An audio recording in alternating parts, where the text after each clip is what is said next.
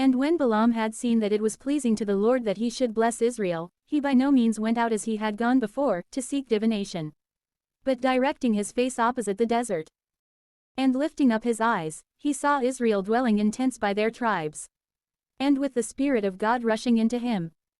Taking up his parable, he said, Balaam, the son of Beor, the man whose eye has been obstructed, the hearer of the sermon of God, he who has gazed upon a vision of the Almighty, he who falls down and so his eyes are opened, has declared, How beautiful are your tabernacles, O Jacob, and your tents, O Israel. They are like forested valleys, like gardens irrigated next to rivers, like tabernacles which the Lord has fixed, like cedars close to waters. Water shall flow from his jar, and his offspring shall be amid many waters, because Agag, his king, shall be taken, and his kingdom shall be removed. Away from Egypt, God has led him, whose strength is like the rhinoceros. They shall devour the nations that are his enemies, and break their bones, and pierce them with arrows. Lying down, he has slept like a lion, and like a lioness, whom no one would dare to awaken. He who blesses you, shall himself also be blessed. He who curses you, shall be considered cursed.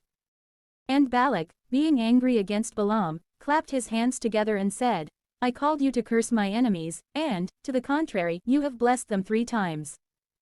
Return to your place. I had decided, indeed, to honor you greatly, but the Lord has deprived you of the designated honor.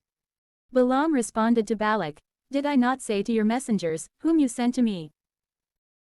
Even if Balak would give me his house, filled with silver and gold, I still could not go away from the word of the Lord my God, so as to offer anything, either good or evil, from my own heart, but whatever the Lord will speak, this, too, I shall speak.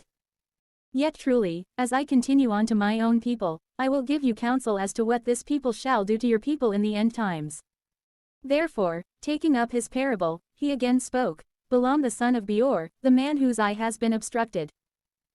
The hearer of the sermon of God, he who knows the doctrine of the Most High, and who sees the visions of the Almighty, who, falling down, has his eyes opened, has declared, I shall see him, but not presently.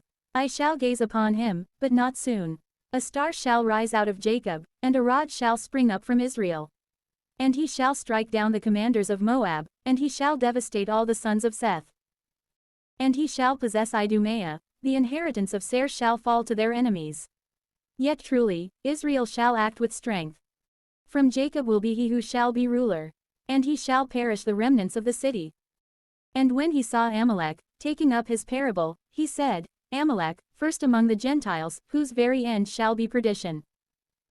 Likewise, he saw the Canaanites, and taking up his parable, he said, Robust, indeed, is your habitation. But though you will set your nest in a rock, and you will be elect among the stock of Cain, how long will you be able to remain? For Ashur shall take you captive. And taking up his parable once more he said, Alas! Who will be able to survive, when God will do these things?